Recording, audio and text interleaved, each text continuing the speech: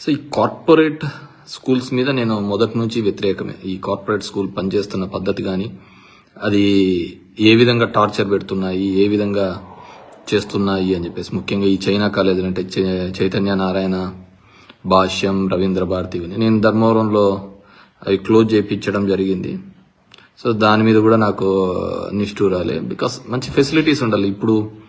ఇప్పుడు ఆడుకోకుండా, ఇప్పుడు చదువుకోకుండా, ఫిజికల్గా స్ట్రెంత్ కాకుండా ఇంకెప్పుడు చేస్తా అంటారు. ఈ ఫీజులు, ఫీజ్ స్ట్రక్చర్ చూస్తే భయపడుతుంది.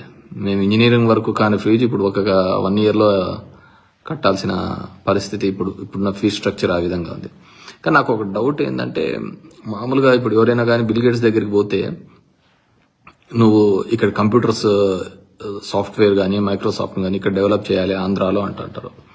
అట్లాంటిది నారాయణ వాళ్ళ కాలేజెస్లో నెంబర్ 1, 2, 3, 4, 10 వరకు వాళ్ళకే ర్యాంకులు వస్తున్నప్పుడు ఆయన అతన్ని ఎడ్యుకేషన్ మినిస్టర్గా పెట్టి ఇక్కడున్న గవర్నమెంట్ స్కూల్స్ను కూడా అదే విధంగా డెవలప్ చేయొచ్చు కదా. మామూలుగా ఈజ్ ఎక్స్పర్ట్ కదా దాంట్లో, మంచి చదువులు చెప్పించడంలో, మంచి ర్యాంకులు తెప్పించడంలో నారాయణ ఎక్స్పర్ట్ అంటున్నారు.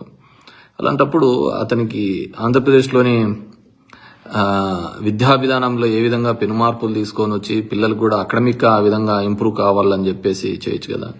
ఎందుకంటే చేస్తే గవర్నమెంట్ స్కూల్లో పిల్లలు బాగుపడితే ప్రైవేట్ స్కూల్లోకి ఎవడిపోతాడు, పోడు కదా.